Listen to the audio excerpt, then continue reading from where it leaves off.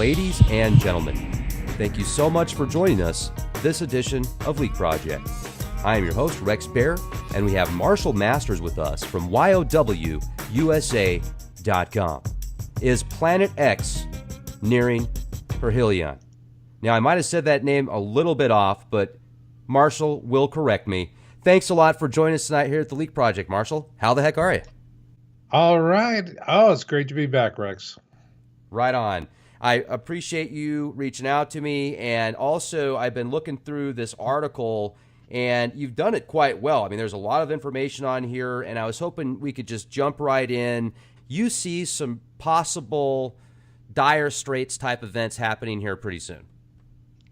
Well, this is something where we've been wondering, when will Planet X or the Planet X system reach perihelion? Specifically, when will the sun's smaller twin, Nemesis, a brown dwarf star, when will it reach its point of perihelion in its 3,600-year orbit, which is that point closest to the sun?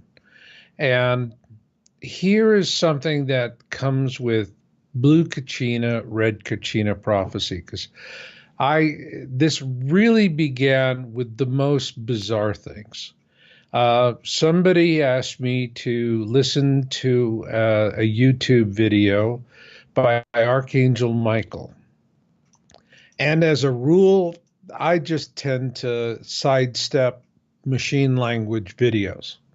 The ones that you can always tell it's a machine. And it just has that consistent, that elevator quality to it. And there was something in there that caught her attention.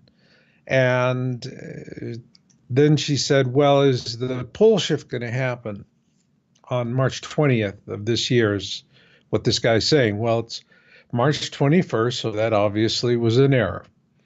But what was interesting was that I listened to it, and they were talking about March 20th being perihelion. Then they said March 20th was the equinox. Well, it's the equinox, not the perihelion. That is for our planet. However, it did bring a question in my mind. Well, what about perihelion for Planet X? And I was thinking about that, and then there was a video that showed up, and I have several folks that send me links to all the newest stuff, and one of the things we've begun seeing is a blue halo, a larger object that is to the 3 o'clock of the sun relative to the horizon, which is not actually where it is in space. If you were to, be off Earth and you were looking at the sun relative to the sun's equator, which, if you just expand that out to the 12 signs of the zodiac, that's the galactic, that's the ecliptic, the plane of our system. And when you do that, then this object is actually about the 130 position. But we have been tracking this extensively. I have reported it in my video, Planet X Update number 4, the second of that 3-part series, which was Reliable Observations, where we had the same object appearing in Brazil, Spain, and elsewhere around the world. And so it was pretty consistent. We were getting good images on it, and they were holding up to gamma analysis. And gamma analysis that I do is, think of your home stereo system, and you have all the different controls. You can have an equalizer for setting, low bands, high bands, mid bands. You can set treble, you can set bass, you can boost, you can do all this stuff. But then you got that big volume knob. And when you crank that down, what you notice is you crank it down as, different parts of the music start to go away. And what's left at the end is going to be, like a bass drum, bass guitar, thump, the thump, thump, the thump, that kind of stuff. That's what's left. Well, when you're looking at digital image, this is only something that could be done with digital cameras, not with film cameras. But gamma is like that big volume knob. It turns everything up or it turns everything down.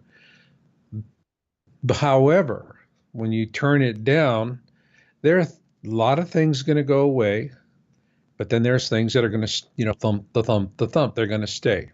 So I divide these into two classes, cold objects and hot objects. Now, a hot object is something that is generating light toward the camera, or it could be something that has a very strong reflection of light towards the camera. But there is a strong source of light coming from that object, and this is common to natural objects. Now, you have cold objects, for example, clouds are kind of lukewarm, coldish. So they'll disappear, but they can hang in there for a little bit on gamma analysis until you really crank it down. The one thing that's going to disappear very quickly in gamma are going to be lens flares and aberration.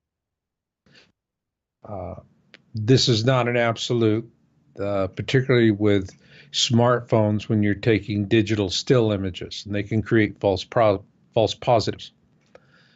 But it's a very good general rule of thumb. And so when I'm doing smartphone observations, and that's really what you get these days, I'm looking for video.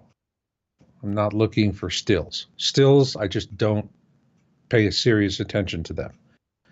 But if it's a video, then you're able to see if they're, especially if it's handheld, they're moving around, if the object of interest remains fixed and relative to the sun, or if it dances all around like a lens flare. So these are the kind of tests that I do, and there's some others, but these are the principal ones that I do. And then if it stands up to that, the next thing I'll do is pull up Starry Night, or even, you can, for those at home, you don't want to get into a sky program, there's Solar System Scope. You go to their website for free and put in a date and a time, and you can see what the alignment of the planets in our solar system.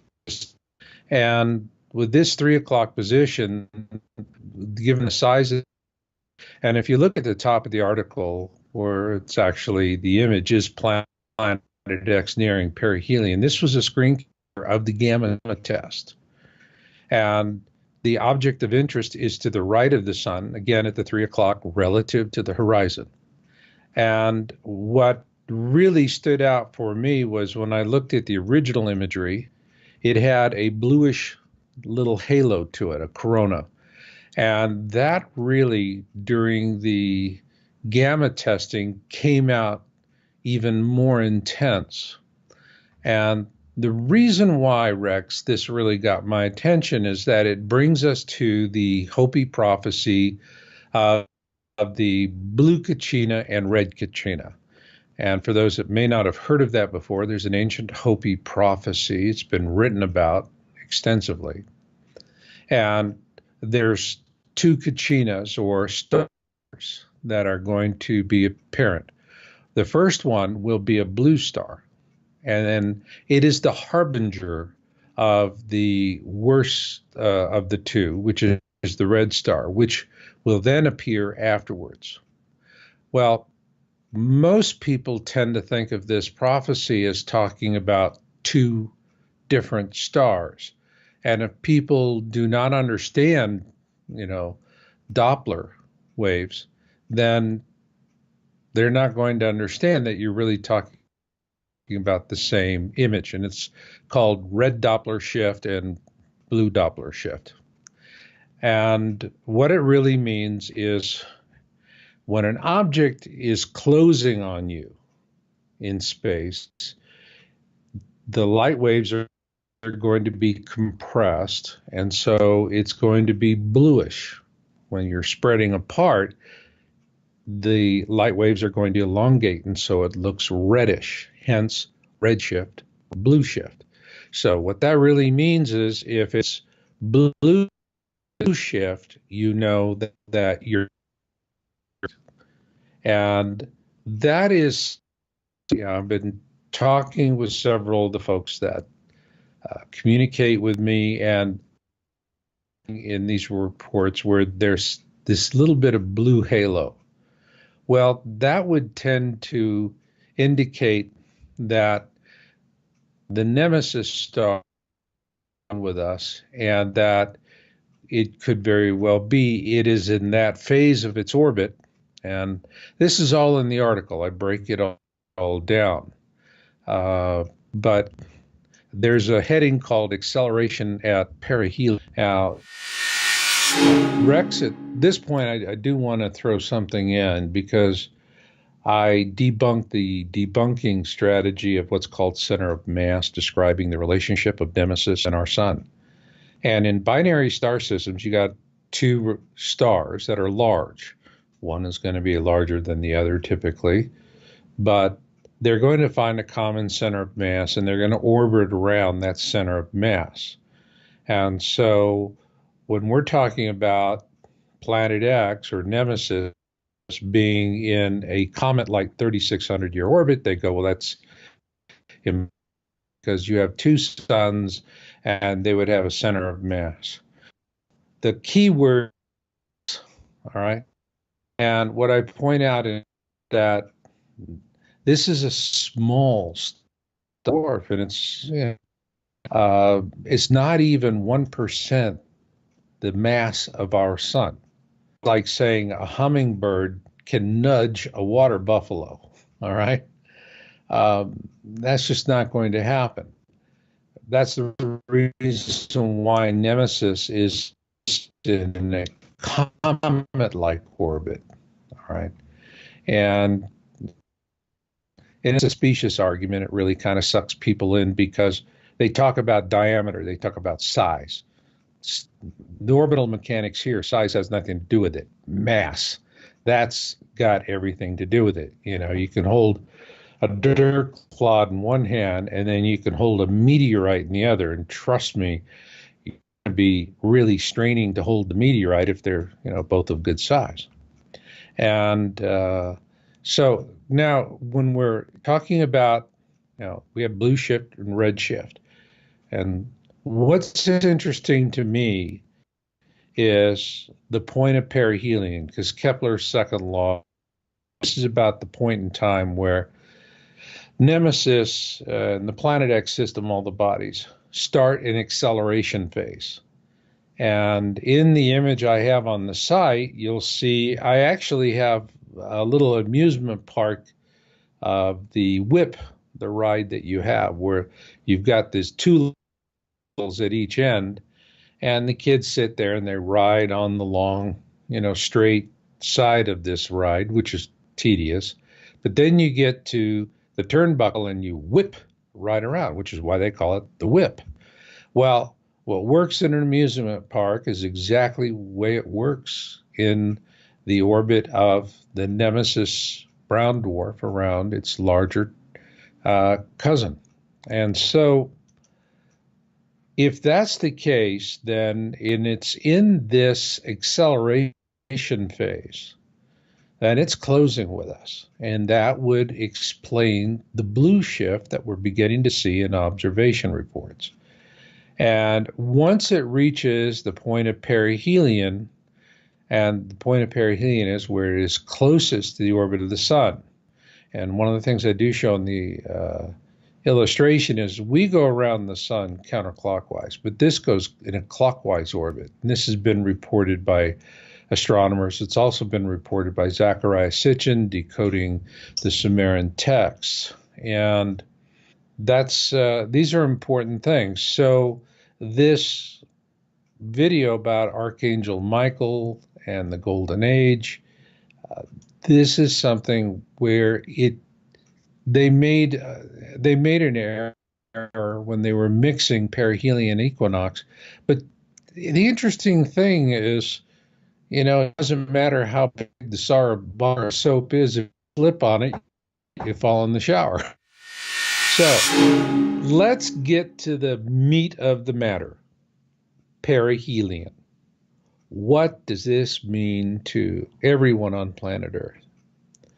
Well, there's an area in the orbit which we call the kill zone for this Planet X system.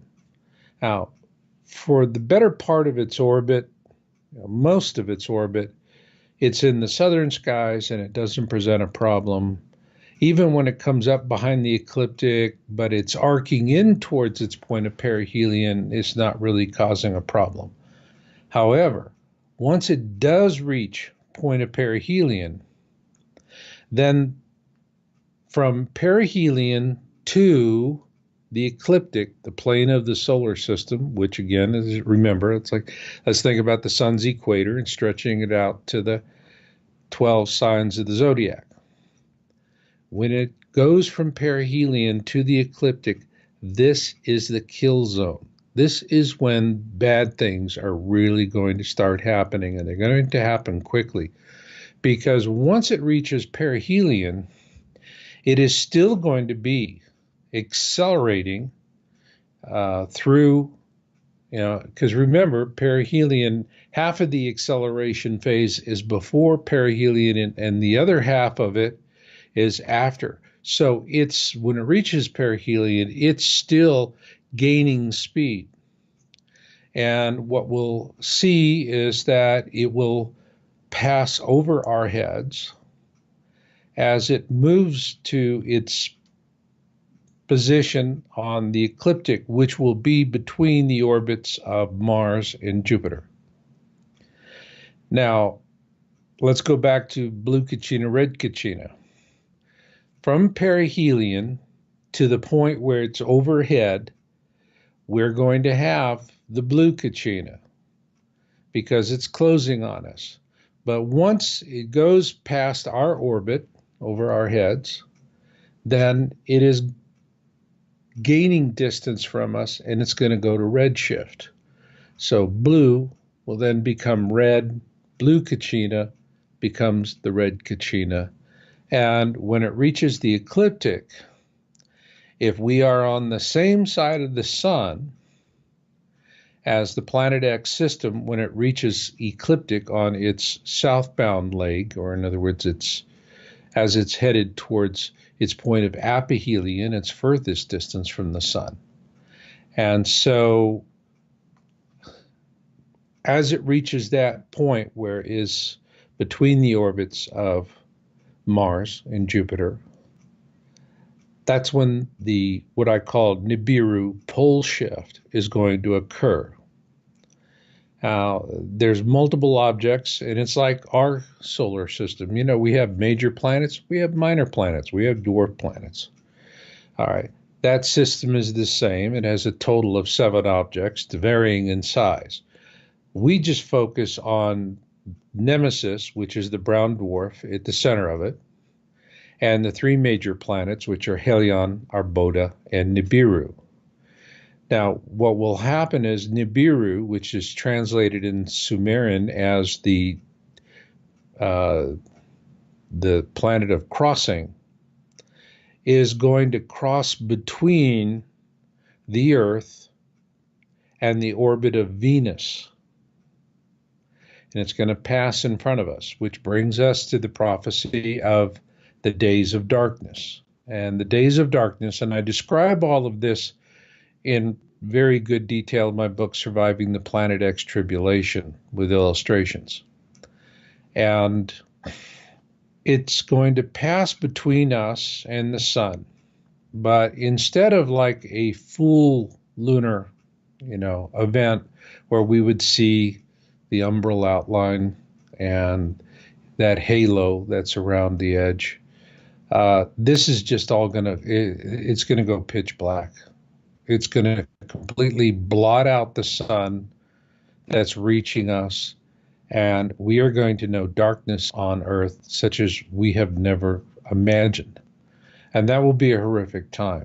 Now, around this time is when Major Ed Dames is saying that the kill shot is going to happen somewhere during this perihelion to ecliptic phase.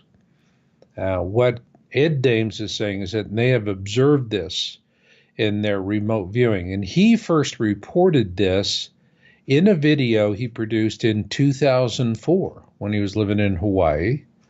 And he introduced the kill shot then. And actually, back in 2004, he was much further along on this topic than I was.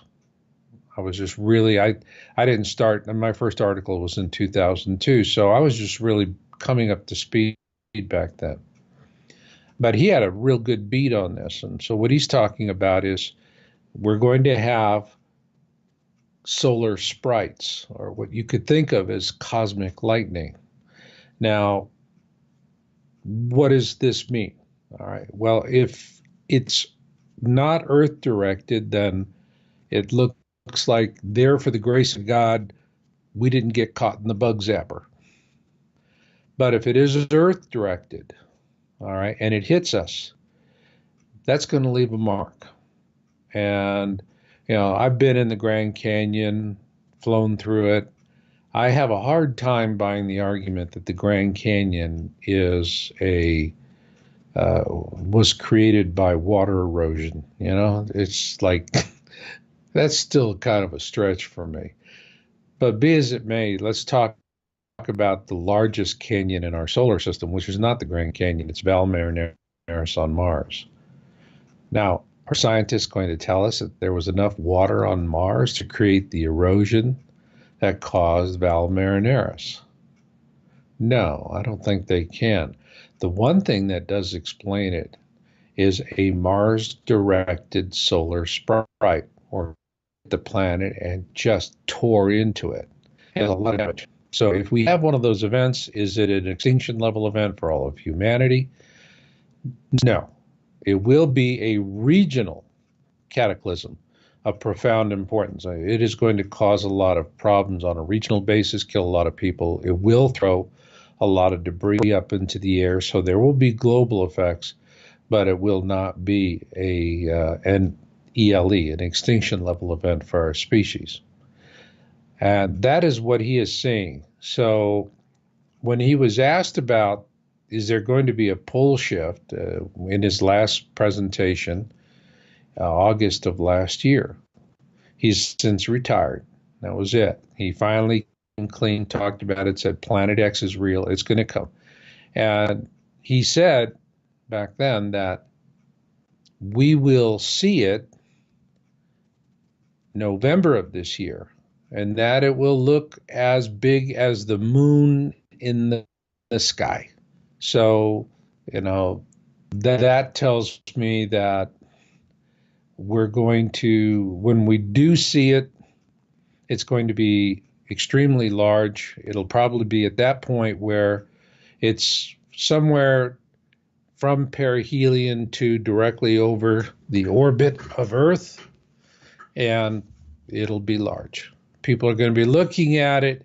It'll be scary. The talking heads will come on the media and say, well, obviously it's passing over our heads, so don't worry about it. Just an interesting light show. But it's not an interesting light show. And unfortunately, most people are going to buy into the light show theory, and they'll die during the pole shift because 70% of the planet is large basins of water, seas, and Great Lakes, and the vast majority of humanity lives along those shorelines. And all of those shorelines are going to be decimated during the pole shift because the water is going to come out of its basins.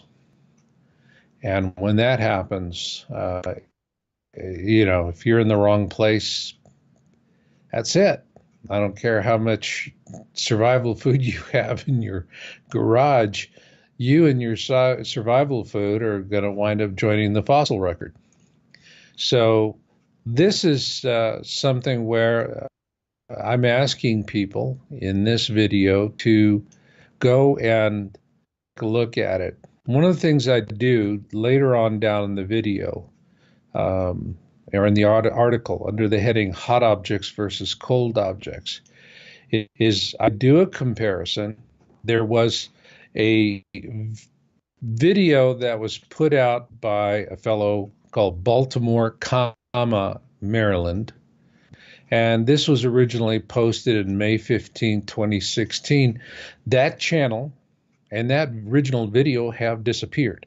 And now there are knockoffs. There's a Baltimore MD, but it doesn't have Baltimore, comma. The comma is missing, so that makes it a completely different channel ID, and that was uploaded as of January of this year. So I am seeing on that video, and by the way, for those of you who subscribe to my Yowza channel, YOWUSA on YouTube, I took that original video that I downloaded back in May of 2016 and I reposted it so that you know you've got the real McCoy, because I have seen other variants and what they're doing is posting everything, but they trim off the last minute or 2 minutes of the video, that's where you see it. Everything else is up leading up to that is, taking off, going to altitude and so forth. So there's a lot of intentional disinformation and suppression on this video. They couldn't completely kill it, so they eradicated the original post and channel, and they have gone and put up a bunch of hoax spoofers. And, in some cases, they have the original video. Others, you can see where they're trim editing, look-alike names, all this kind of stuff. This is not high school kids having fun. These are paid disinformationalists who are trying to suppress what was a very good observation, because I find that the best observations are at altitude, or in areas where you're going to be above the chemtrail layer. That's really important. Chemtrail, or we're supposed to call it geosynchronous or geoengineering now, or there's even they keep changing the name so no one can get a beat on it. Stratosphere aerosol injections. For your pleasure, ladies and gentlemen. Add a little lithium in there and you'll feel wonderful. Oh, you know what? It's so funny. I got to just throw this out here real quick, because they literally, there's a patent that somebody sent me, a very astute listener, and the patent is, you can go to Google, you can read about it, and the mixture, the combination, it's called a binder, and it's for seeding the clouds. It's to cause ice capsules, essentially, and create different weather patterns and create rain. Mm-hmm. And this stuff is so toxic, it has a chemical in it called hydrochloroxide or something like that, hydrobenzyl chloroxide, which is actually against the international treaty, the Stockholm correspondence or whatever. The name's, that last part's missing me here, but I'm having the Stockholm syndrome while I'm talking about it. But no, it's but it's crazy. So this toxic pesticide, and the patent's from 1978, Marshall. So people that say chemtrails aren't real, you can see the patents from 1978. You can call it whatever you want. You can call it mayonnaise in outer space. It's a chemical trail, and a chemtrail is a perfect word for it. So I'm sorry, I'm digressing.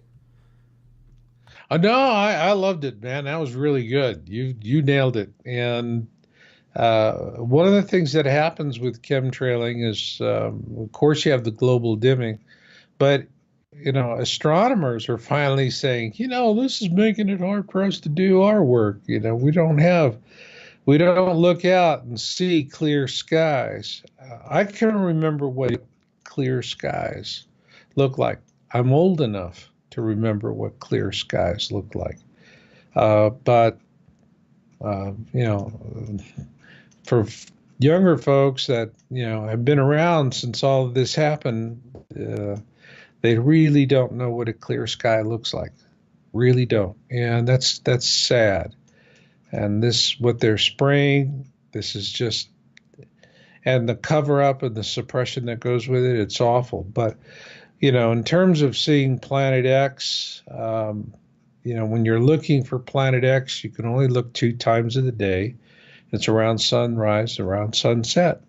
Yeah, I get it. Yeah, I just shake my head and just, oh man, where do these guys come from when they go, well, I went out in my backyard today and I looked for it and by golly, it wasn't there. And you can look at his image and it's high noon. It's like, here's your stupid sign. I know. I So, mean, look at this. Look at this. Aluminum and magnesium, and then that's the best stuff. The binder that they put in it is hexachlorobenzene. And then when you look this up, as I said just a minute ago, the hexachlorobenzene is actually outlawed. It has an international outlaw. It's a carcinogen. Now, I'm not saying they're spraying this stuff, okay? I'm just saying here's a patent from 1978 that clearly shows, and then even in that 1978 article, they were talking about how cloud seeding has been going on for ages, essentially. So here it is right here. It is the safety of it. Well, it's a probable human carcinogen. It's been considered absolutely an animal carcinogen, and it is also... Okay, so where has it been? Right here. Yep, the Stockholm Convention. It is outlawed. It's been banned globally under the Stockholm Convention, but that didn't come out until 2004. So, I can't say that they're still doing this. However, you clearly look up in the skies and you do see the geoengineering going on a daily basis, and there's plenty of organizations out there that actually profit off of seeding the clouds. Like, for example, if you type in weather modification, that's chemtrails. That's what a chemtrail is. Well, here you go. Weather modification. Where people see clouds, we see profit. Hello. All right. So I'm sorry to digress. Let's go back. But it exists for anybody out there that still says chemtrails aren't real. Ladies and gentlemen, chemtrails are real. That's right. They are real, but people are, gosh, it's hard to get them to look up and think about it. I remember one time I was walking through a parking lot where I lived, and I looked up and there was a chemtrail jet and it was flying low and slow. This thing was like around 10,000 feet. And you can watch it, and it's like, I call it chemtrail dingo balls, like you can see in the low rider.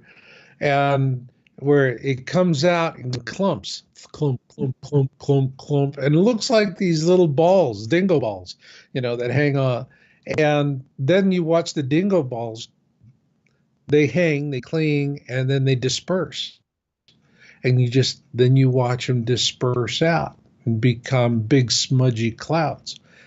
And this stuff was right overhead. And I mean, whoa, low and slow. I never saw it that close up and personal.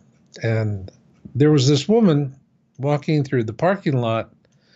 And so I just said, hey, look up, look what they're spraying on us. And she just looked straight in my eyes, refused to look up, looked at me like I was totally insane, spun around on her heels, grabbed her doggy in close on the leash, and she just hooked him in the opposite direction. Feet don't fail me now. So, yeah, there's still people that they refuse to look up. They don't want to know the bad news. Must not look up, might see clouds over me. It's crazy. It is unbelievable.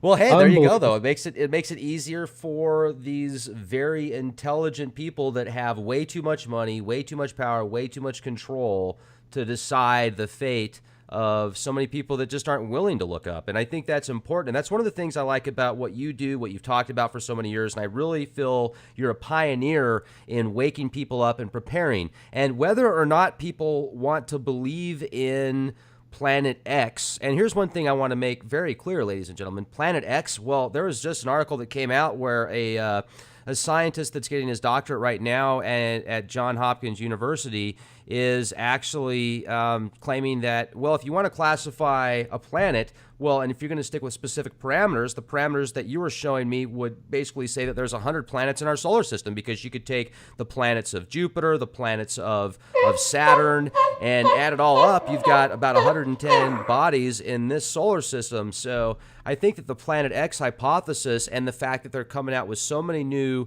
disclosures about the Kuiper Belt, what's outside of it, and it's called the TRAPPIST. It's 7 different planets, and they're saying 3 of those are Earth-like. That's not too far out there. I do certainly see there being that possibility that Planet X could cause some serious damage wherever it is. Because even Planet 9, if you want to call Planet 9 Planet X because they downgraded Pluto, well, let's look at that for a minute. Planet 9 has caused the sun to tilt, and it's outside of the Kuiper Belt.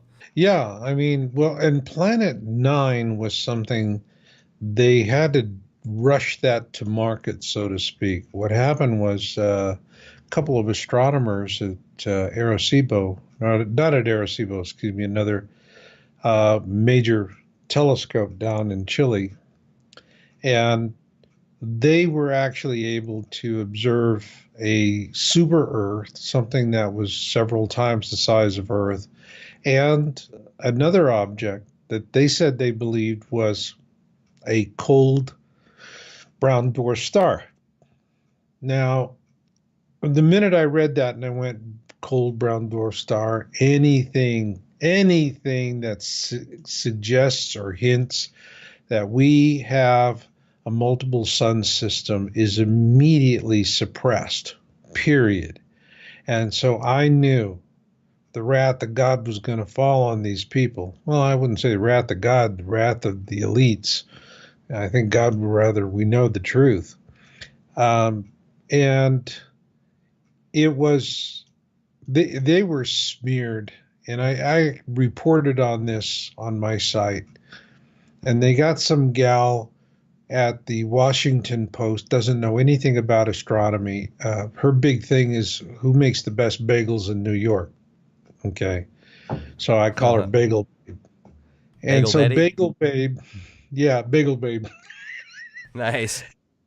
And well, that's it. I mean, that's, you know, she does a food column. And so she doesn't know anything about this. And so what they did was they did a hatchet job on the reputations of these astronomers. Totally eviscerated them. Of course, you know, Bezos owns this newspaper. So, yeah, he's obviously, you know, part of the black cabal. And the thing about it is that they had to, and it was Brown, he uses the title of Pluto killer. Now, he was not the guy who actually did the astronomy that proved that Pluto didn't have the mass to be Neptune's perturber, or that it was large enough to be Planet X or a major planet anymore. So, and what they determined once they were able to, you know, they found its moon, was that Pluto is about 60% the size of our own moon. So that's, you know, not that big. Certainly doesn't have all the mass necessary to be Neptune's perturber or Planet X. And so they used him to lead the charge on this, and he came out with this Planet X9, Planet 9 theory. And, you know, it was after they did this terrible, vicious smear job. I mean, it was ugly what they were saying about these people. And then they went out and smeared Percival Lowell. They smeared Tombaugh, who discovered Pluto. You know, so it was one of these Planet X smear jobs. And Bagel Babe, you know, was just, you know, eating it up. I'm getting to play with the big boys. Oh, got some more locks for the bagel, you know. And Bagel Right. Babe went out and did a real character assassination on these people. And it was just a sad thing to see. And so they came out with Planet 9 because the original story by these Chilean astronomers really resonated. It caught out there, especially because they published 2 white papers and they said, here's what we find. Guys, let's go take a look. Let's solve this mystery together. They were doing good science. Who'd have thunk it?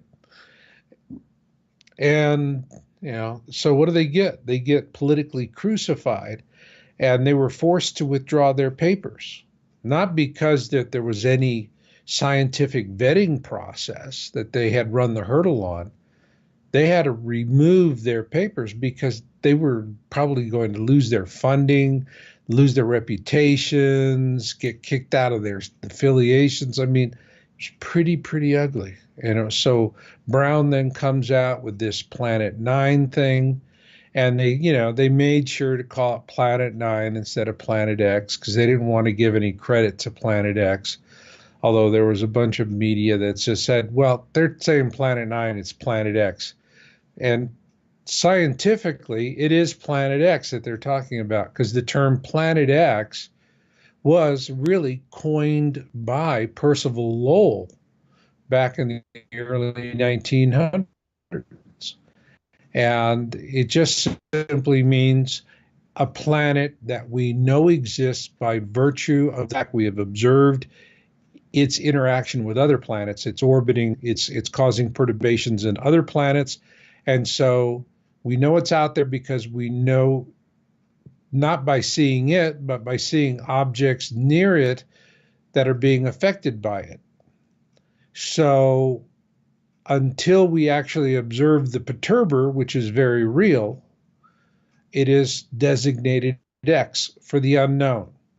It's not Planet X for planet number 10 or, laundry soap or extra large, men's boxer shorts or whatever you want. It's just simply Planet X. The planet we know is out there because we see what it's doing to other planets, but we haven't observed it yet. And there was something that Brian Marsden, who passed away, but was he at the Smithsonian Astrophysics Lab. He was the go-to guy when he was alive that you went to him if you were naming an object. And he said something that was really brilliant. He said, the failure to observe an object proves only one thing. You have failed to observe the object. That's it. That's all it proves. So, for years I've been hearing folks at NASA going, well, we haven't seen it, so it doesn't exist. And, who's the more intelligent about it? Somebody goes, it can't exist because we haven't found it yet? Or somebody goes, just because you don't observe it doesn't prove anything other than you can't observe it. So this is the kind of nonsense and everything that goes on. But let's get more to the point here of what's coming down the road. If, in fact, Nemesis truly is approaching perihelion, because once that happens, then Katie barred the door, all right? Things are going to start picking up. And if this is the case, if, there was just an interesting slip that, what we're seeing now is it's approaching perihelion. Once it reaches point of perihelion, and after that, we are going to have a flood of YouTube videos that are going to dwarf anything we could imagine right now. And right now, it just boggles my mind how many YouTube videos are coming out every day about observations. A lot of it's dances with clouds, and there's a lot of carpetbaggers out there who are repackaging stuff everybody saw last year and then putting these salacious titles, Best Nibiru ever, wow, disproved this, and all that, and all these salacious titles.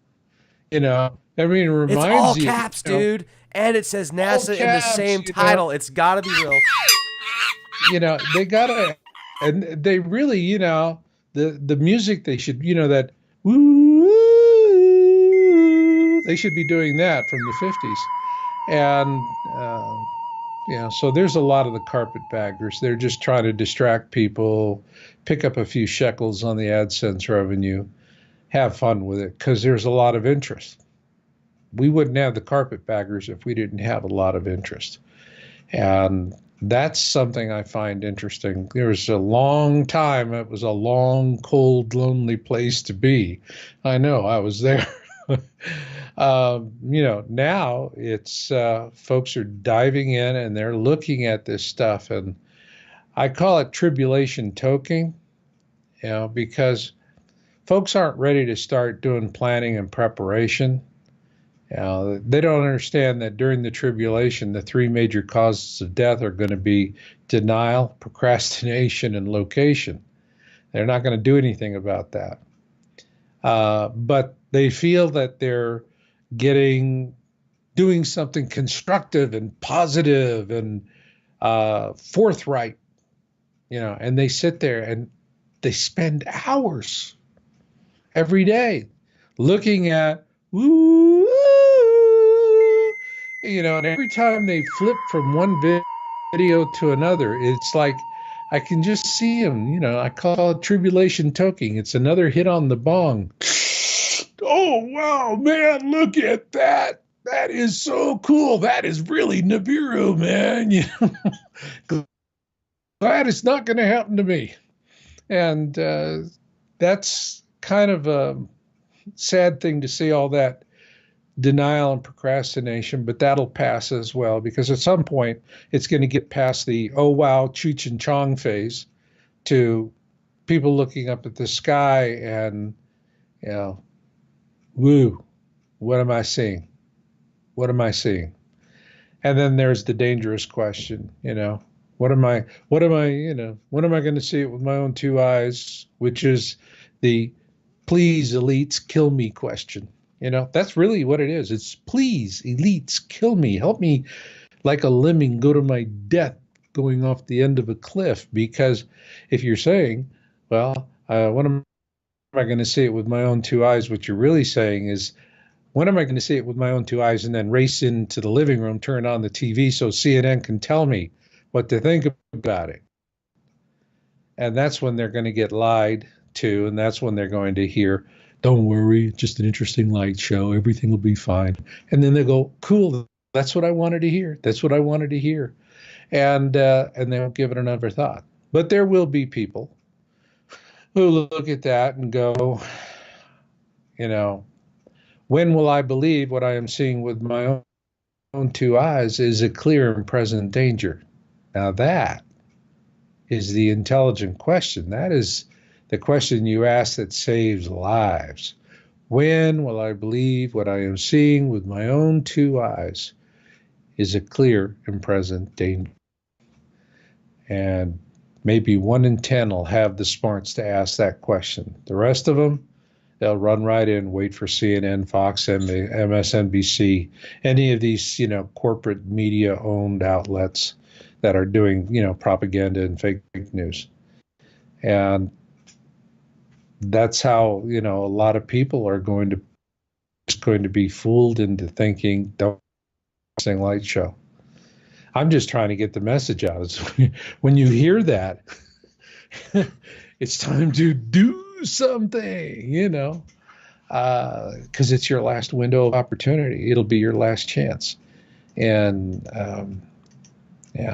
so again, Ed Dames is saying this year. Another man who, very fine gentleman, Bob Dean, government whistleblower, had top security clearance. And the interesting thing about these guys that are blowing the whistle on Planet X is that they're not former admirals and generals. There are some of those that are talking. These are the high-ranking non-commissioned officers, the ones with a ton of chevrons on their sleeves. Because what happens is they get the top security clearance that's possible, because they're the ones in the vault with all of the secrets, and they have the keys to the kingdom. And so you have to go through and jump hoops to get access to a particular secret, but you're going to go to this NCO who's got the keys to the kingdom, and he's the one who's going to pull the file jacket and hand it to you. Well, these guys were sitting in these vaults and didn't have a lot of activity. So you get bored. Yeah. I mean, there's only, the Times crossword gives it up after a while. And they started pulling open file cabinets and reading. And that's when all of a sudden these guys, they're, oh my God. And they're having these mind bending experiences reading all this stuff. Well, Bob Dean, he had this access. Other fellows that I've talked to, same exact thing, and they all say the same things. And so Bob Dean, and he made this prediction, Cassidy, in a 2008 interview on Project Camelot. And he said, 2017, take it to the bank. And, given, back in 2008, that was a pretty gutsy statement. 2017, take it to the bank. Because back in 2008, a lot of people were going, it's 2012. It's 2012. That's what's going to happen. I didn't see Planet X in 2012. I didn't see any linkage to it. But he knew it was 17. Now, December 21, 2012, we were told is an embarrassing non-event, and folks that were really worried about it, had all their friends and family going, there you go again. It's all nonsense. I don't want to hear about it. Nothing's going to happen. Well, you should go and look at the signs articles we have on our site. And what we show is right after December 21, 2012, we're tracking two data sets, earthquakes of all magnitudes and fireballs. And both of them are just shooting skyward. I mean, the increase is breathtaking. And it's not slowing down. I just released another science video update, and it's continuing to track. So it's only a matter of time before the fireballs are going to be attended by larger rocks, because this system's coming in and it's pushing a lot of junk in front of it. It's dislodging a lot of things that are in benign orbits and throwing them to Earth crossing orbits. And then when it goes by us, it's dragging a lot more junk behind it, which we're going to slam right through.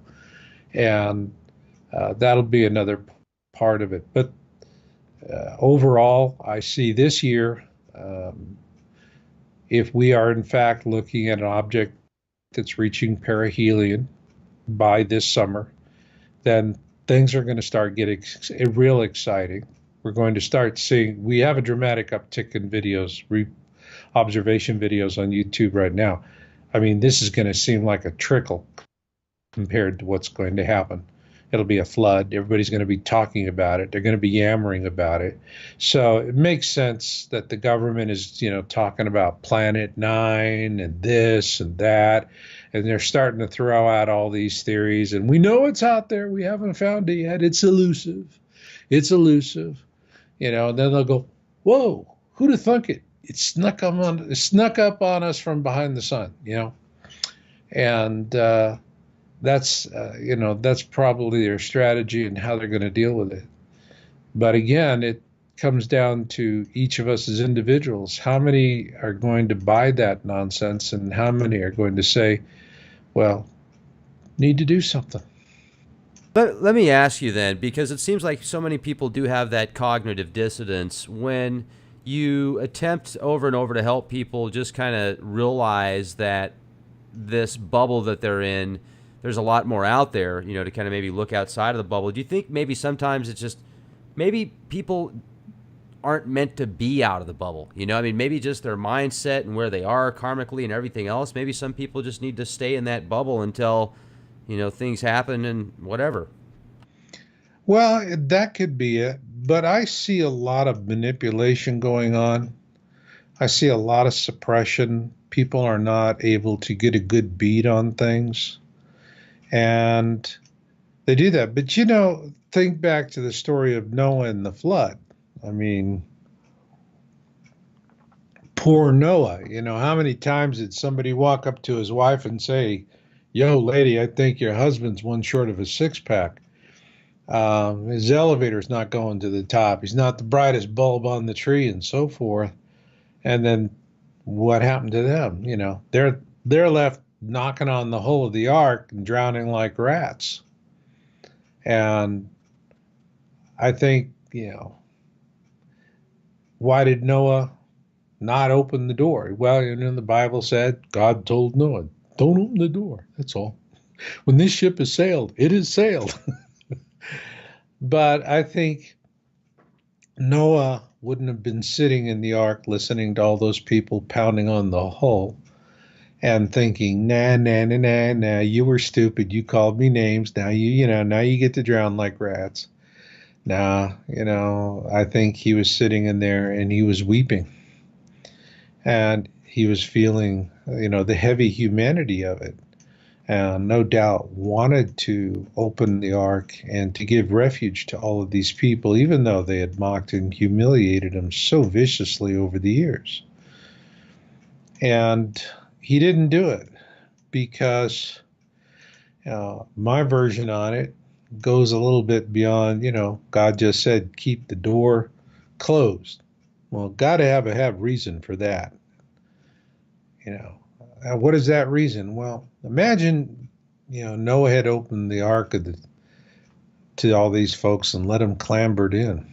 Okay. Well, the first day, everybody would have been going, hail Noah, Noah the wonderful, Noah's a fabulous guy. We're so sorry. We were so stupid, blah, blah, blah, blah, blah. You were right. We were wrong. Day 2, they get together, form an ad hoc committee, and the ad hoc committee elects a new captain for the ark. Day 3, the new captain of the ark holds a trial, convicts the Noah and his family of sedition and treason, and they are forthwith thrown off the ark and they drown. Day 4, the ark catches fire, burns, and sinks. Well, what was the purpose of the ark? The ark was a vessel constructed to facilitate the restoration of terrestrial life to the planet following a major cataclysm. That was the purpose of Noah, was the master, commander, and architect of this ark. Well, if he had let those people in, they wouldn't have been prepared for the mission. They wouldn't have been, all they would be doing is acting stupid and crazy, what people do. They just throw common sense to the wind when they get like that. And so if he let them in, sure enough, like I said, within 4 days, everybody's dead. The ark is burned and sunk under the waves. The mission fails. Terrestrial life is not restored. So when we're looking at all of these people who are, mocking and in denial, and, particularly what's really sad is the way that they're vicious with people who are in awareness and are looking at it. And it's terrible because the people who are in awareness want to share their awareness. They want to help people. And they're not using information as power. They really are trying to do a kind and loving thing. And the thanks they get for it is to be mocked and ridiculed, isolated. They'll have spouses that say, if you don't stop doing this, I'm going to divorce you. And next thing they know, their marriage is, it's like sitting on a big red launch button, destroy, destroy, destroy. That's an awful thing. And it's just human behavior. But on the other hand, there are going to be those who survive. The Georgia Guidestones tell us, keep humanity under 500 million. Doesn't tell us how we get there. Okay. So you're roughly looking at 1 in 10 of us survive. And what is the reason why 90% die? And what is the reason why 10% live? And it's excellence. I mean, there's an interesting statement in sales and marketing courses. And they go, 10% of the salespeople make 90% of the money. Because they're the ones that really get out there and make it happen. And everybody else just talks the talk. And that's what you have with all of this denial and everything going on is, a lot of people talk the talk. It's kind of sad when I talk with people who are in awareness and I say, do you get the feeling sometime you're the only one-eyed person in a land of the blind? And all the blind people are doing are saying, hey, stupid, get a sharp stick and poke out your one good eye so you can be clever like us. you know, but that's the truth of it. That's the way it is. I'm really just trying to be in service to the people who are in awareness, and most particularly for the ones who are frustrated because they're going, well, what's the point of being in awareness? I can't afford bullets, beans, and bunkers. And it's sad because they're measuring themselves with purely consumer metrics, and that has nothing to do with it. The fact that they are in awareness gives them a huge advantage, a huge edge, because when things really do start to get bad, all right, you're going to have people racing around like idiots, saying all kinds of things, wild eyes flashing, they're hysterical, save my babies, save my life. But somebody who's been in awareness is going to be like the calm eye in the center of a hurricane. And they're going to be centered, not going to be celebrating or happy, yippee, this is what I've been talking about for years and thinking about for years. They're not going to do that. But on the other hand, they're going to be centered, calm, and what will happen is leaders will see that, and then they'll talk to them.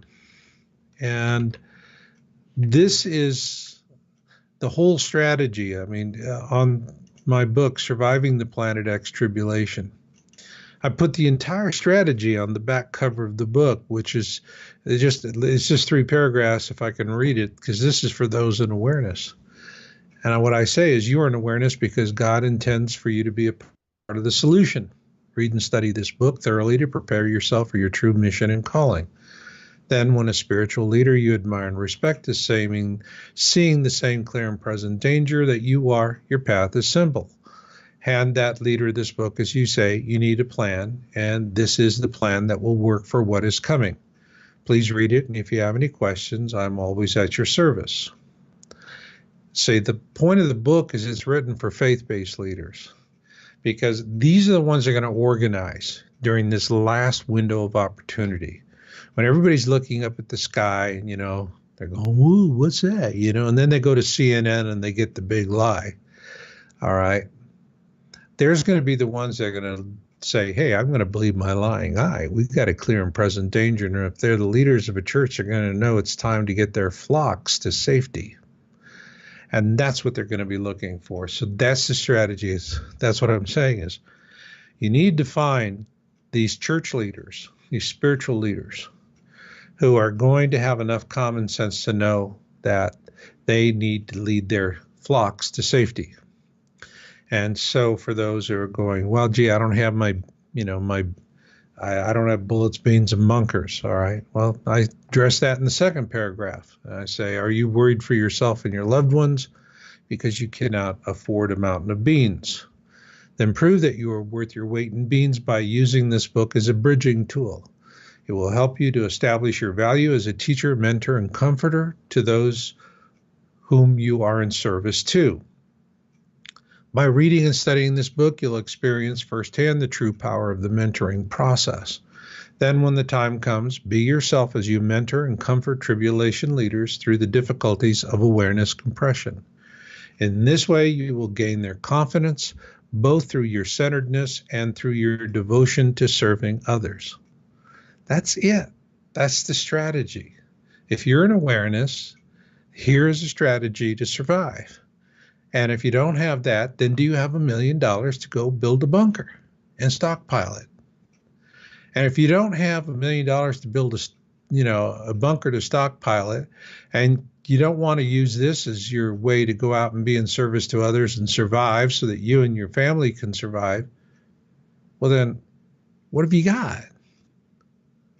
What do you got?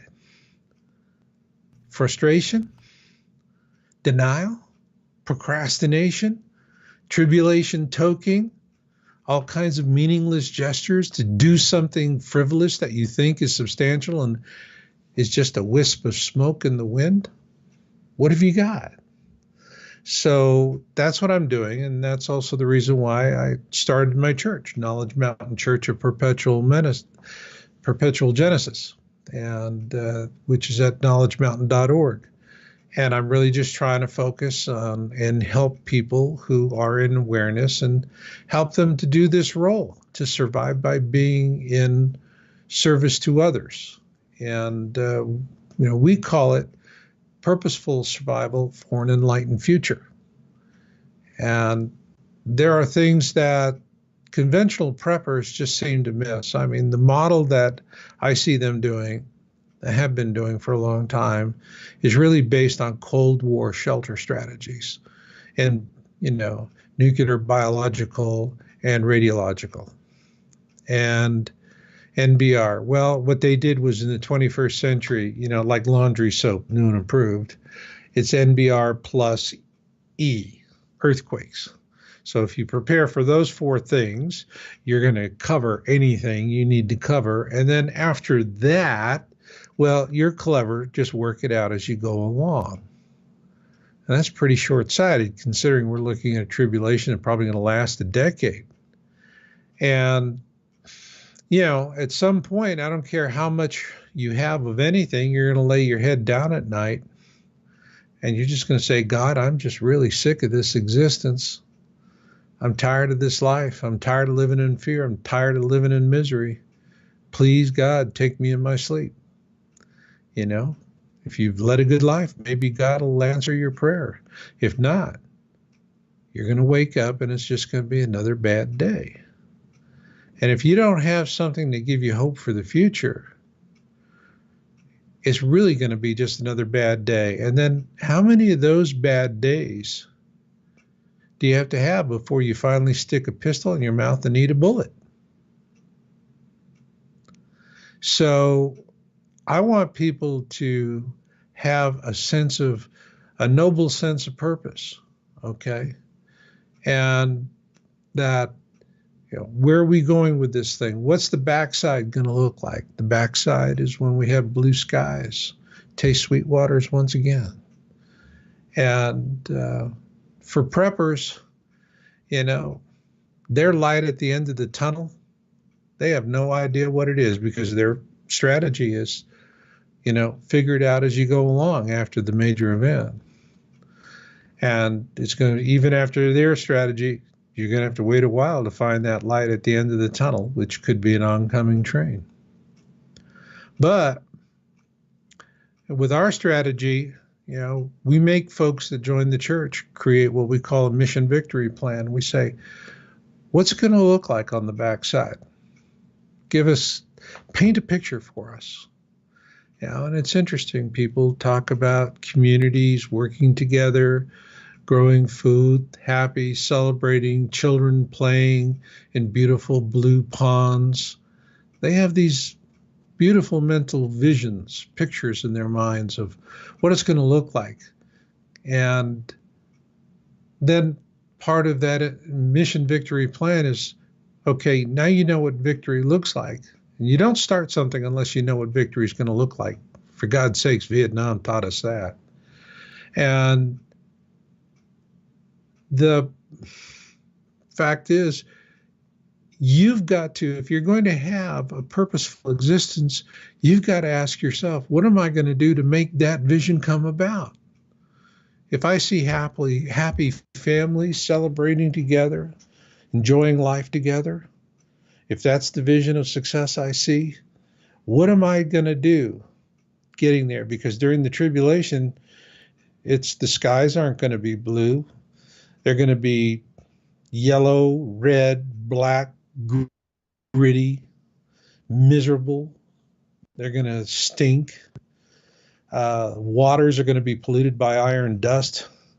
So you're going to need to have good wells or springs that you can access. Water's going to become a premium thing.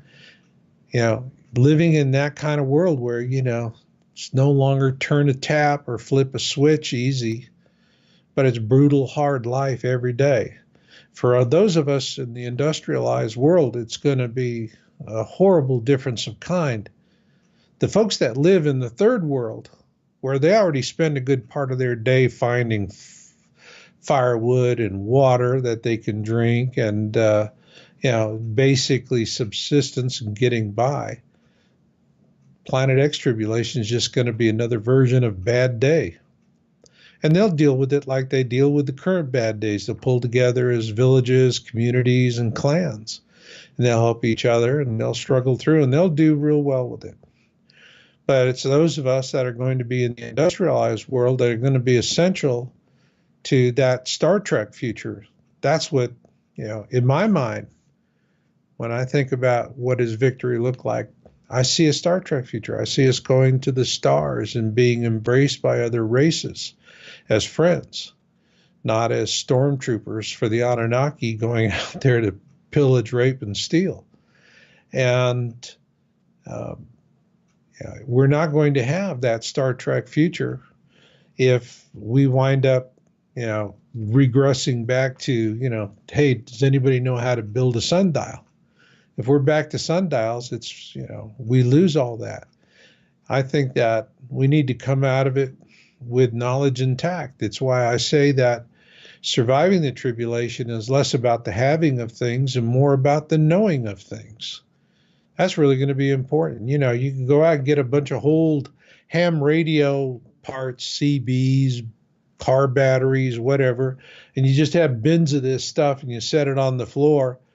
And, people look at it and they say, well, we need to make radios to talk to other people. And they're looking at all this stuff that's been gathered and nobody can make sense out of it. Nobody knows what to do. But then you got some guy who's 70 years old and been a ham buff since he was, in high school. And he looks at it and he goes, yippee, I'm in Disneyland, baby. Watch me go. And he starts building radios out of stuff that other people wouldn't, know the first thing to do with. So the having of things is not as important as the knowing of things. And that is what we in the first world, that's our responsibility. We have the knowing of things. We need to make sure that we carry that forward so that at the backside, when we're seeing blue skies and we're tasting sweet waters again, that there's a technological renaissance and one where we use technology again, but we don't use it for exploitation and, with total disregard for the planet. We use it judiciously. We use it wisely and to enhance life and to get off planet and do things. And that will be a technological renaissance. In other words, we're very good at inventing things. What we need for a real technological renaissance is that we need to have technology moving at the pace of morality and ethics. And if we have a true evolutionary event through this, and I believe that this will be an evolutionary event for humanity, yes, we're going to be knocked down in numbers really, really heavy. But those who do survive are going to be stout-hearted. And they're going to be good people. They're going to pull through and this will be living a lasting impression upon them and going forward and that new beginning and starting over. So, the opposing idea is that we wind up in some sort of Mad Max world. And I don't see that happening because I don't think that, frankly, the Mad Max types are going to survive long enough to make it through a decade-long tribulation because the good people, the stout-hearted people, those that walk humbly with their God and believe in noble virtues, they're just not going to lay down and let the lions eat them, okay? They're going to be pretty tough. And they're going to go out and hunt down these monsters and eradicate them. And they're not going to wait for the monsters to come find them in their communities. You'll have former military, you'll have police, you'll have guys that, they have the know-how to reach out and touch somebody from a mile away, how to stalk them, how to hunt them. And they'll go out and they'll do that. And they'll do it for the communities that they're a part of, and they'll be loved in the communities for doing what they're doing, because they will be noble guardian warriors. And that is going to be an important role. So all of this dark nonsense that Hollywood is pumping at us, no, it's going to be good, God-fearing people that are going to have the guts to stick it out. The ones that are busy just doing, when things are at their worst, they're at their worst. They'll have their day, but then they'll fade, because the bottom line is the creation of life, the making of good things takes good people. Bad people can only take. They don't create anything useful. And when there's enough good people to band together to take out the bad ones, they will. They will. And, that was one of the things. I grew up in Arizona, and what we see of the West is from Hollywood is not like, the old folks that I knew briefly growing up who had lived in the 1800s. And they remembered what it was like in those days. And they said, yeah, you had some of that nonsense going on, but it was always, in one part of town. It was tightly controlled. But for the rest of the town, people just made life, and they made life with a high degree of ethics and morality. And so I see a return to that pioneer type environment. That's the reason why I think preppers have this strategy of me and mine. They go, it's just, I'm going to build something for, 10 people or less, and we're going to survive because we believe that strength in technology equals strength in numbers. Nope, doesn't. They believe that they're going to be able to stay off the radar and not be detected by anybody. Nope. Somebody wants to find you, they're going to find you. And they're going to think that, well, we're clever people. We'll just cross our bridges when we come to them. Well, when a bridge burns, you're on one side of it alive or on the other side of it dead. That's the truth of it.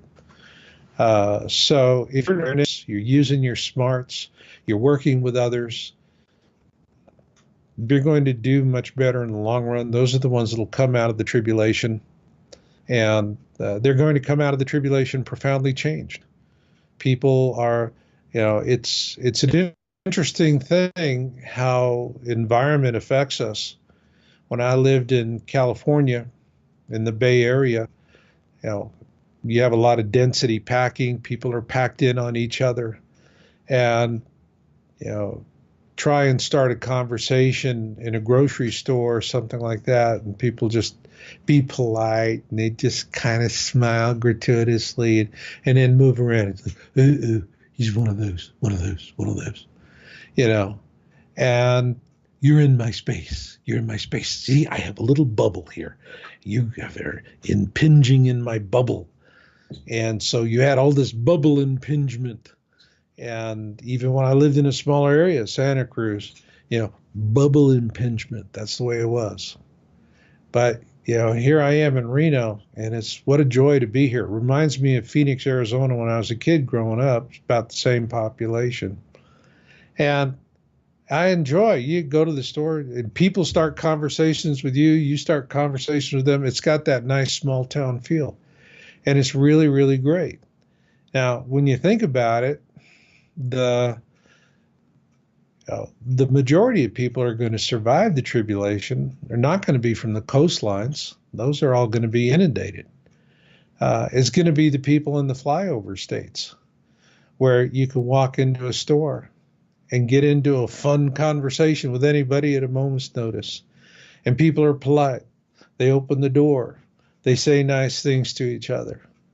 It's it it's a complete difference. And so, living in an area where you got that small town feel really did give me a refreshed sense of hope for the future, because these are the very kinds of areas that are going to survive the coming tribulation, not the big cities on the coast where, you're impinging on my bubble, and that kind of nonsense.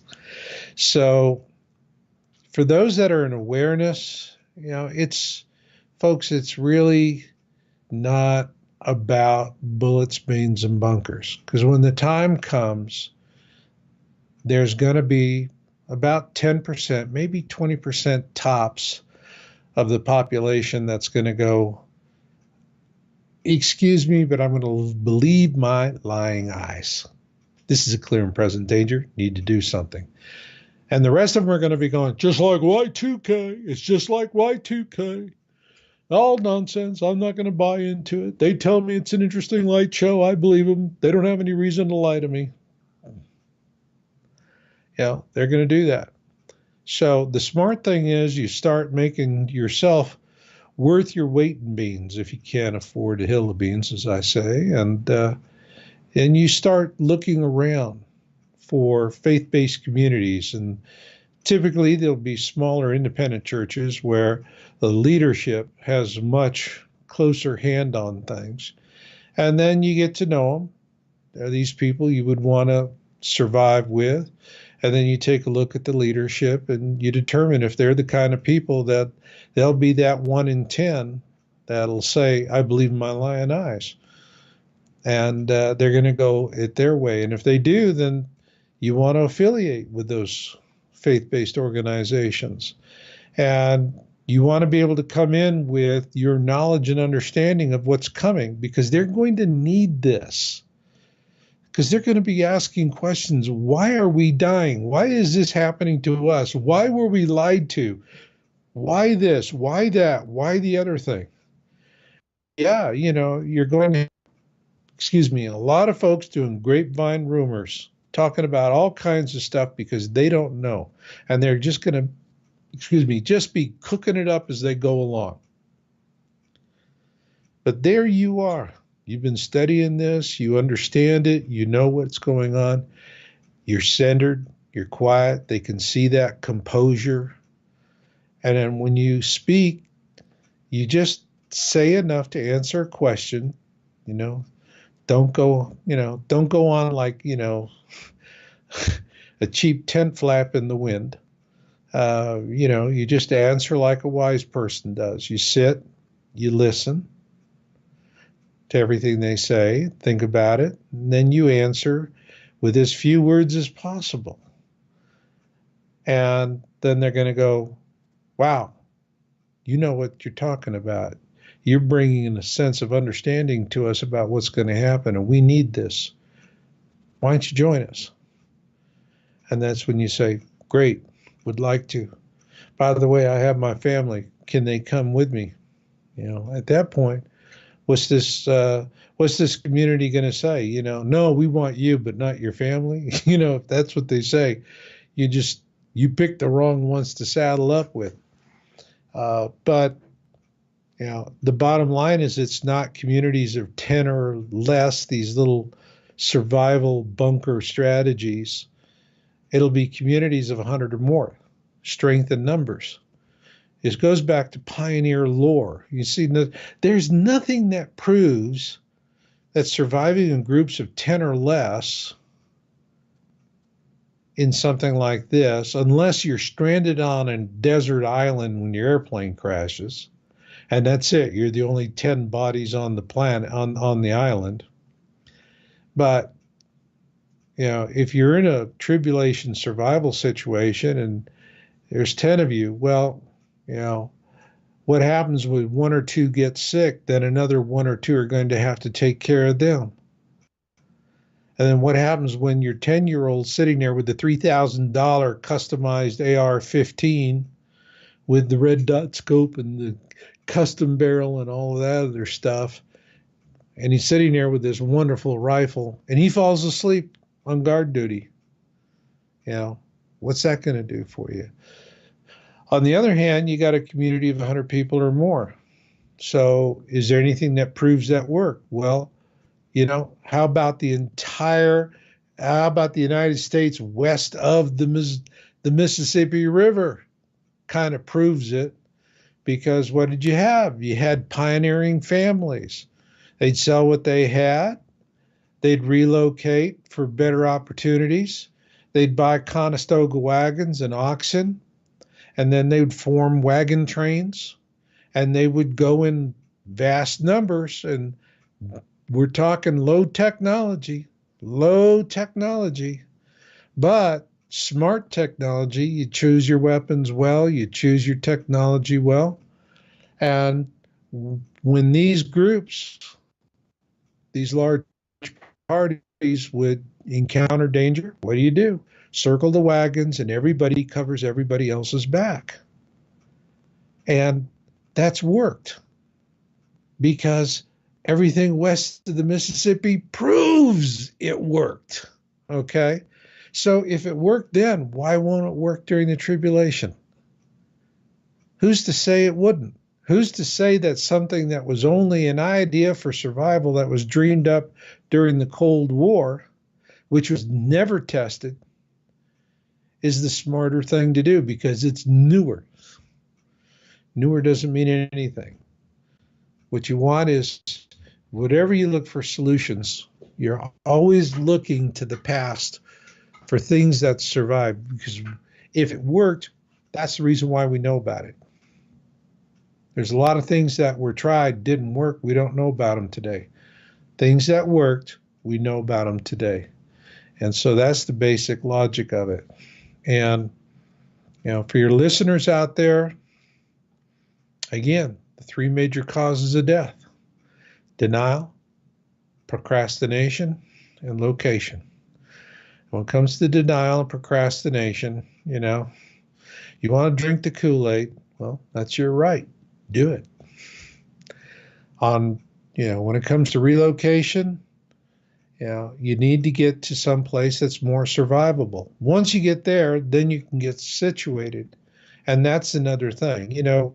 Everybody, when they approach survival planning and preparation, they want to have the master plan in place, and they want to have all of the gizmos and gadgets in place.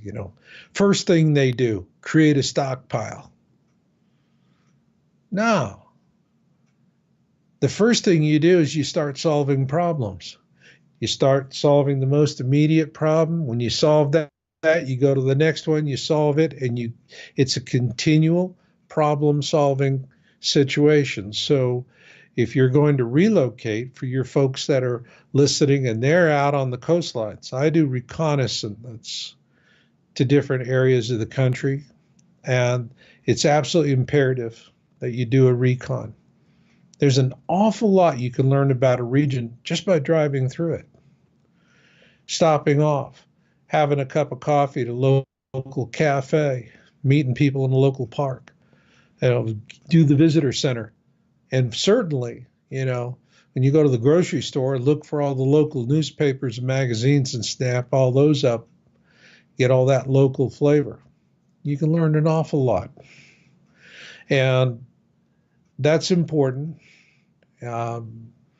But in general, what I tell people is you want to be 150 miles away from any major body of water, like an inland sea, like a Great Lake, which is essentially an inland freshwater sea, and your oceans and Gulf of Mexico, Gulf of Alaska, so forth. You're 150 miles inland. That's good. That's a general rule of thumb. Elevation is important. In terms of general elevation, areas that I like around 2,500 to 3,500 feet above sea level. You get above 5,000 feet, farming's going to get hard, and you're going to have to be able to do a lot of farming to survive afterwards. And so you want to be at a good altitude for that. You're looking for areas where you have soft soil, rolling hills, and lots of fresh, good water, sweet water, springs. Uh, you want to be able to drill wells. You know, back east, I remember in Ohio, family they had a house and it was just, the well was sat right, the aquifer was polluted with iron. It was just terrible. You see those, so you go into those areas, they're going to be on well water. And hey, even if you don't have to use the bathroom, go use the bathroom. Look to see if you got iron rings in the commode. All right. It's that kind of smart stuff. Look at it to see what the proximity is to nuclear power plants and nuclear facilities, because a lot of these are going to go Fukushima on us once things happen. People think, well, don't worry, it's a disaster. They scram the reactor. Well, that's what they do. But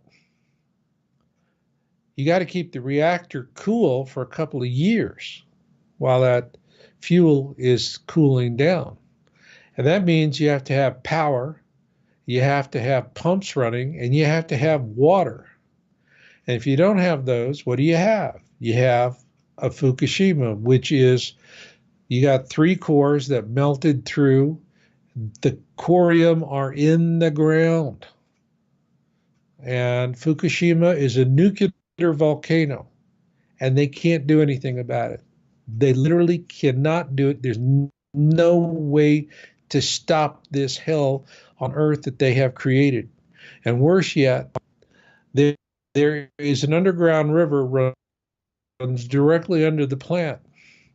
I mean, what's this thing? It's like, oh my God, they just must have been, here's your bottle of stupid pills. Just, you need more? Let us know. We got all the stupid pills you need because we're just in it to make a return on investment. And that's how they designed that plant. And,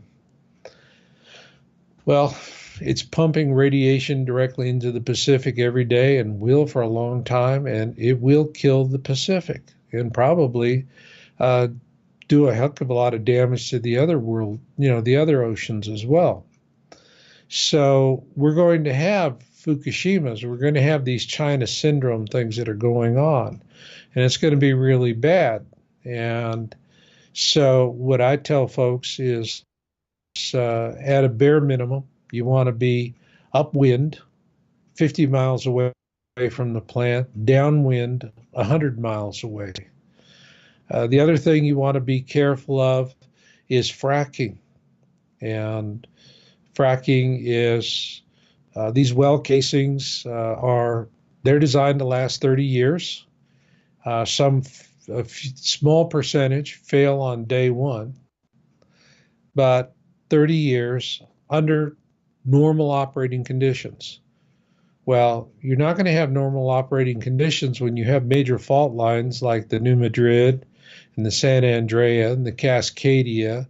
And these things are popping off because when these major fault lines go with these magnitude 9, 10, whatever quakes are going to generate, we're going to feel it all across the country. Last time New Madrid popped, church bells in Philadelphia were ringing. Okay.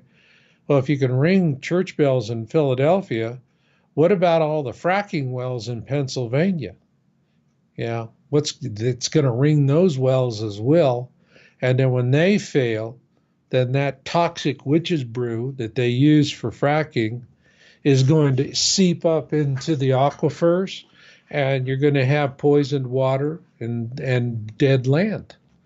And so it's really sad because for this, particularly people living on the eastern coast, there was a whole number of areas in Pennsylvania that were really phenomenal. Western New York, real super survivable areas. And a lot of those are gone.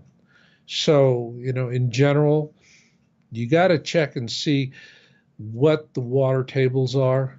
And, if it's something where they have drilled through a major aquifer, God forbid, that's a problem. But I would say anywhere from 15 to 25 miles distant from any fracking field. And that's a rule of thumb. So you have that. It's important that you want to have rolling hills.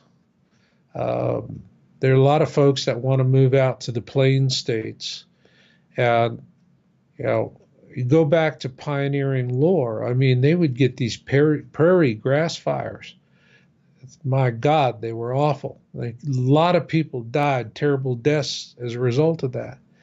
And so we're going to have these big prairie grass fires. They're going to happen.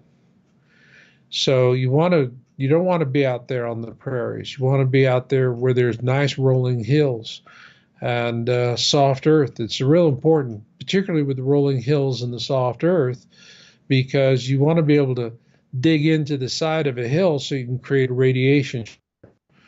And one of the things I point out in my book, Surviving the Planet X Tribulation, is the various densities of things that are going to be readily accessible: sand, wood, you know, uh, earth, and so forth, because you have to have radiation shielding. When we have these solar storms, and we're going to have awful solar storms, the radiation just comes straight down. Sometimes rain comes in sideways, but not with this. The radiation is just going to come straight down right through the top of your head.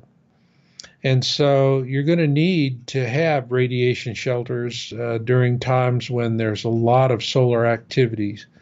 And there's little things you can do, those little radios, wristband radios, things like that, useful, particularly the FM radios. And you just have them on and let them play static. And then when you hear that static kick out like that, then that little digital radio in that watch has fried. At that point, you're in the middle of a solar flare, and you're gonna have a lot of radiation coming down for about 30 minutes. And if you can get, to safety real quick within a few minutes after that, you're going to do fairly well. On the other hand, if you're caught out in the open, keep in mind our magnetosphere is weakening, so we're not going to have the shelter from this solar radiation, this solar wind that we have now. So these are the kind of things people need to think about, need to be aware of. And if you're in awareness, you're going to know all this stuff. You're going to know that after the pole shift, the last major event is going to be flying through the tail of the Planet X system. And that's something that's going to catch people unawares. Now, the interesting thing is Mother Shipton has a very specific prophecy about that. And she says, it's going to come through, and then it's going to pass, and everybody's going to go, ha ha, we survived, we're clever, we're going to feel pretty cocky and arrogant. And people are not going to know that we're going to swing around once again and fly through the tail of the system. And as she says it, cracks its tail on the earth, and it causes yet another hardship. And that will happen. So a lot of people who survive the pole shift are going to die because they don't know that's coming. But if you're somebody in awareness and you've been studying and thinking about this, you're going to know.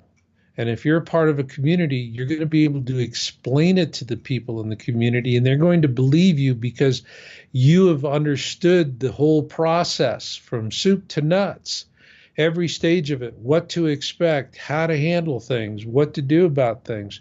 And you've had good, sober, sound advice, and it has served the community well. And so they will respect you. It'll be, think of like Native American culture, where they have medicine men and medicine women, and people in the tribe would look up to them for wise advice, all right, and insights. Same thing. So this is why your awareness is something. It's a God-given gift. God didn't give it to you so you'd be a frustrated consumer with, a very limited MasterCard available credit. God didn't give it to you that. It has nothing to do with money. There'll be people who buy bullets, beans, and bunkers. They'll buy all of it. What they don't have is peace of mind. They don't know what the process is. They don't know what's really coming. They don't have the answers to the why questions that are going to keep them up all night. You're going to be able to help them with that. Why? Because your role is to be a teacher, a mentor, and a comforter. That's why you're in awareness. You're not a leader. The leaders, they will appear. Your role is something that is, you are in service to leadership. You are in service to the community. And people who are in awareness, the vast majority of them, with rare exception, are gentle, kind-hearted people, and they're sensitives, they're intelligent, they can see people holistically, and that's important. That'll be an important thing during survival, is to be able to see people holistically, mind, body, and soul, how everything's connected. Today we don't see people holistically, we see behaviors. And so we respond to behaviors. That's the reason why we have prisons. We're controlling behaviors. We're not looking holistically at the environment or the people, what they're dealing with, and what puts them into their prisons as much. And so during the tribulation, that's going to be important, that ability to do that. And there are some folks that'll debate, well, if I'm going to go through the tribulation, do I have 9mm pistols or 45 caliber pistols? Do I have this? Do I have that? If you're someone in awareness, the ability to sit down and drink a cup of tea with somebody and have a heart-to-heart chat that helps them settle down and feel some hope for the future and a reason to go back to the business of survival, what you've got to offer is worth a lot more than all the pistols you could put in the armory. Not that they're not important. They are. A lot of things are going to be important during the tribulation that we don't think are important now. But it's being in service to others. And that's what I'm advocating. That's what I'm teaching. And I know I'm only reaching a fraction of 1%. Maybe a fraction of 1%. But it's what I do, Rex. Well, you do a really good job of it, too. And I got to tell you, you've been doing this for over 10 years, and you've built a strong reputation. And one of the things that I appreciate is also you offer different mindsets than a lot of people that, like you said, okay, well, you've got to have $500,000 if you want to get into this really nice resort that's underground. Now, at the same time, I appreciate people that have the money and can get prepared too, because there are those people out there that do have the money and they do have the mindset of wanting to prepare a better life for the future. So the majority of people, though, like you said, maybe are a little bit more lopsided on particular things, and maybe they could kind of balance it out a little bit. You know, that's one of the cool things about a faith-based community, even if people don't have the same specific, you know, if they don't believe, you know, okay, well, your God's better than my God or whatever, you know, I mean, that's the kind of thing where people most of the time kind of realize that there is a higher power. Most people feel that way. And as long as they don't get into the nitty picky, you know, oh, well, he has blonde hair. No, he has red hair. No, it's not a he, it's a she. No, it's not a he or a she, it's an it. Or it's, you know, just like, okay, well, you know, so, and I appreciate that. And with that said, I would strongly recommend our audience go to yowusa.com.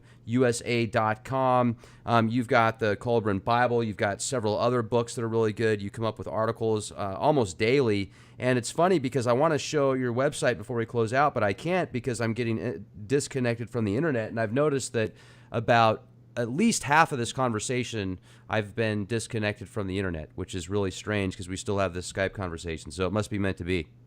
Yeah, I think so. I think so. Be the change you want to see, ladies and gentlemen.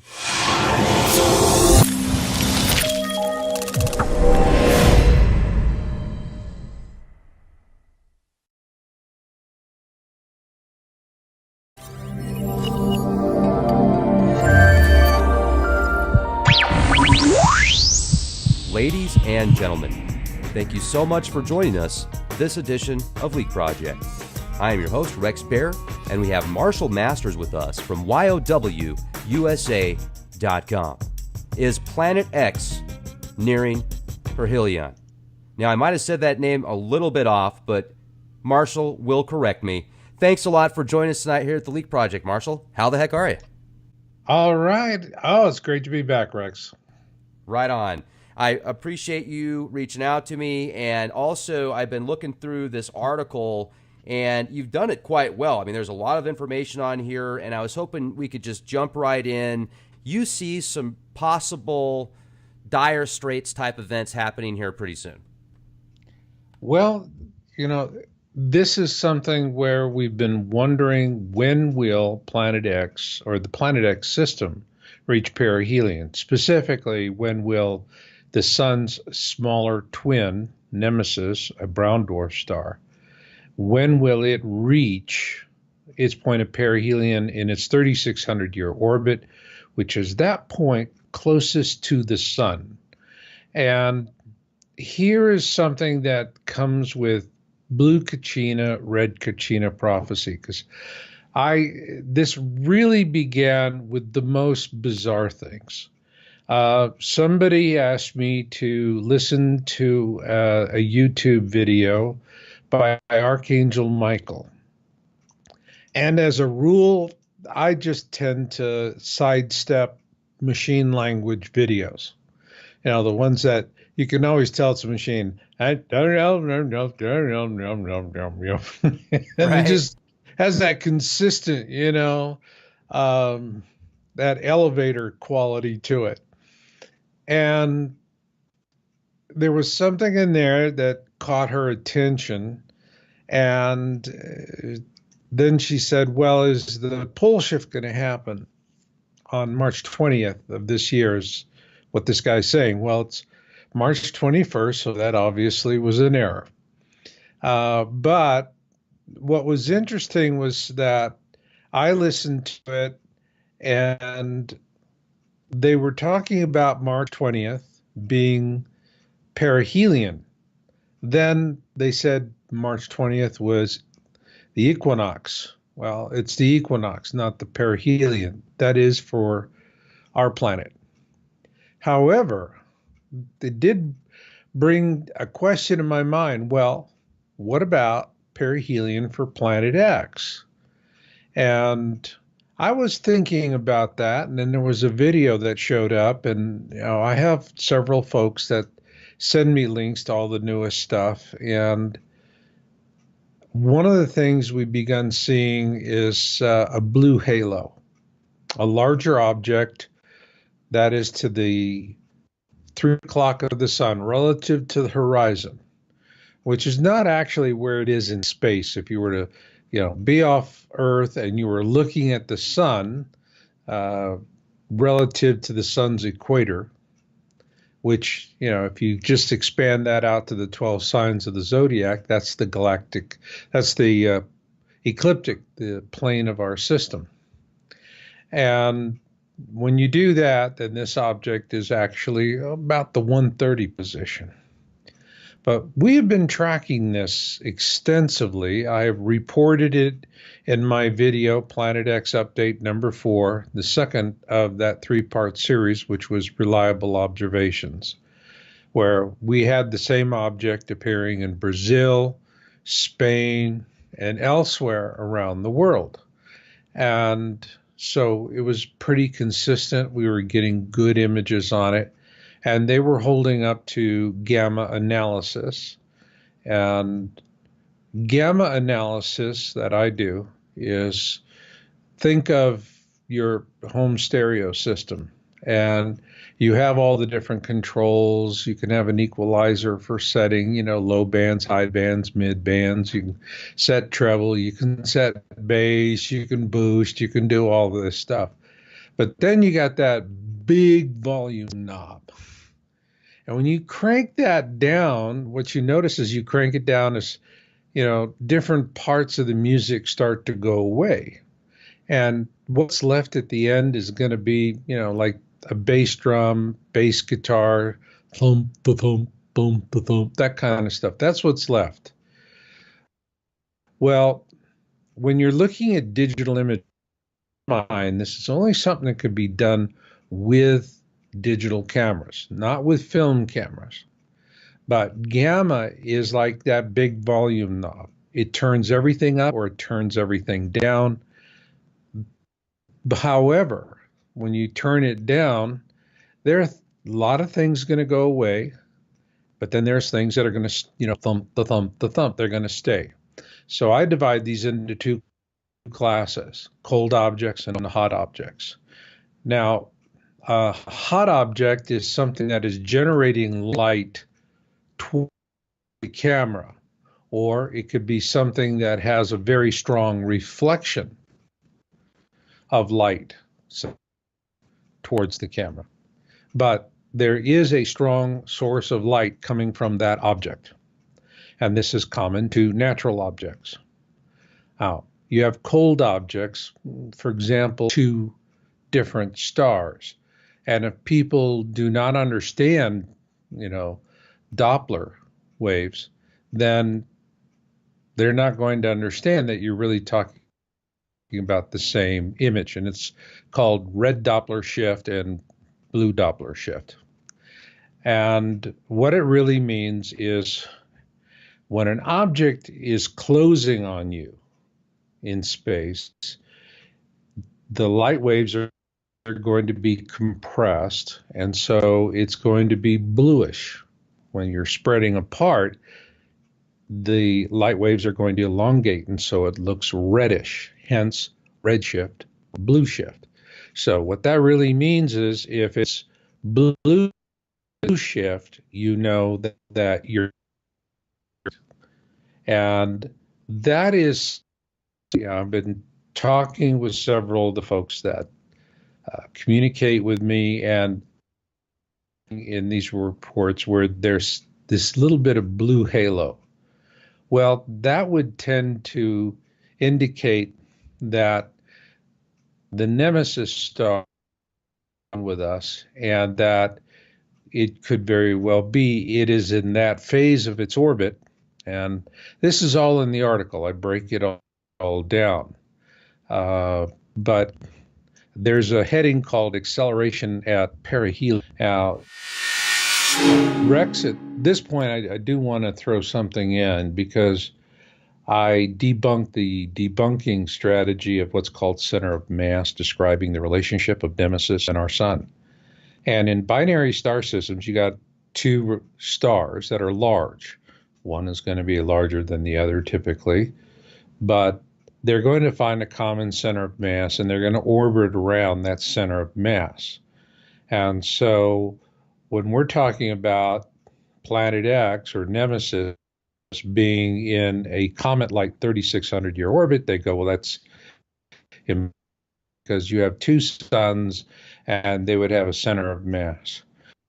The key word, all right, and what I point out is that this is a small dwarf, and it's not even 1% the mass of our sun.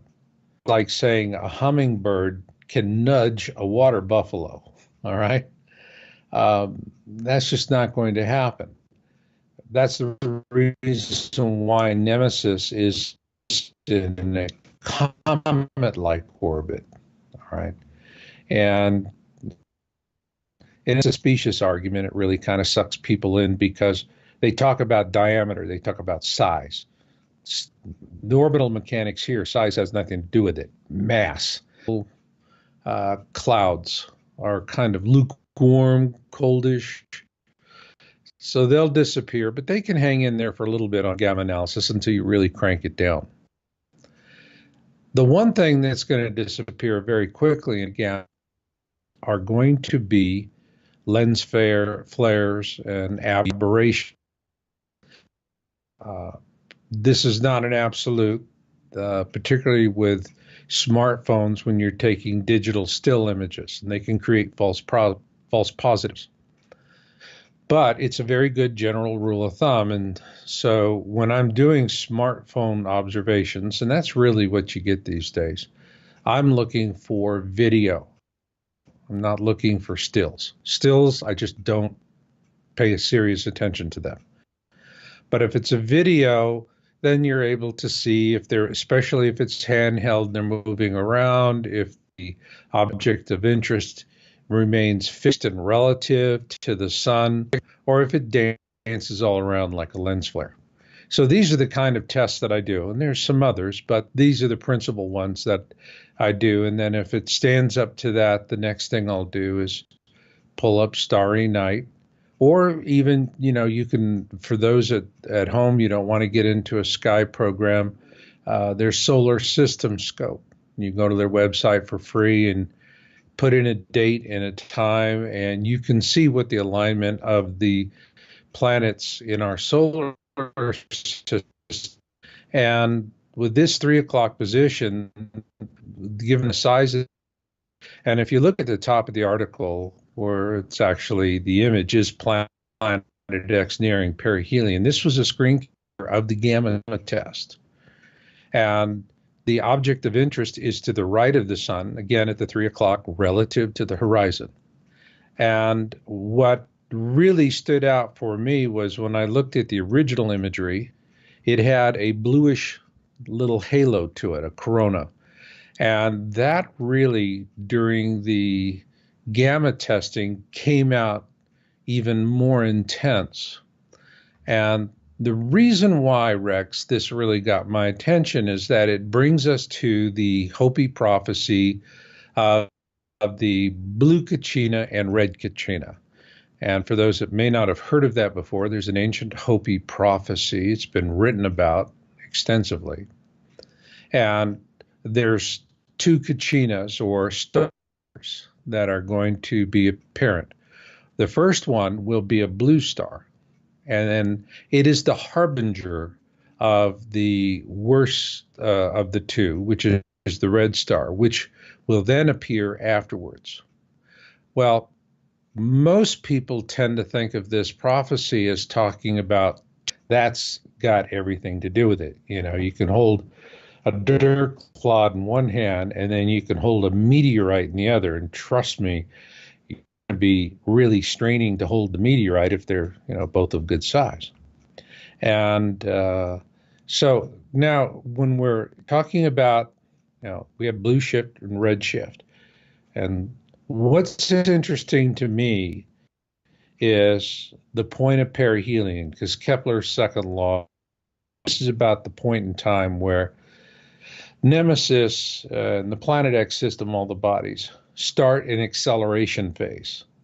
And in the image I have on the site, you'll see I actually have a little amusement park of the whip, the ride that you have, where you've got these two levels at each end, and the kids sit there and they ride on the long, straight side of this ride, which is tedious.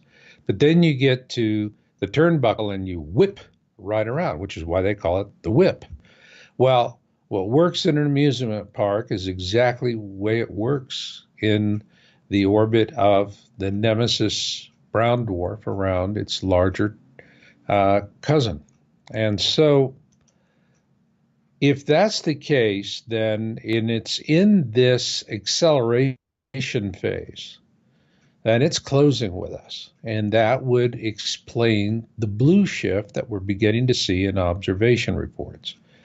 And once it reaches the point of perihelion, and the point of perihelion is where it is closest to the orbit of the sun.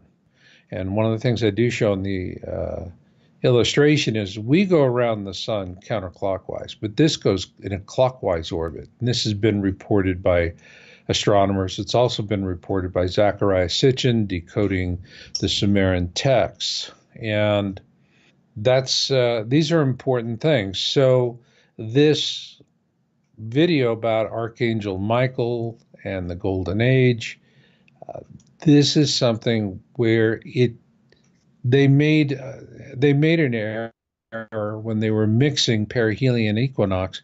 But the interesting thing is, it doesn't matter how big the bar of soap is, if you slip on it, you fall in the shower.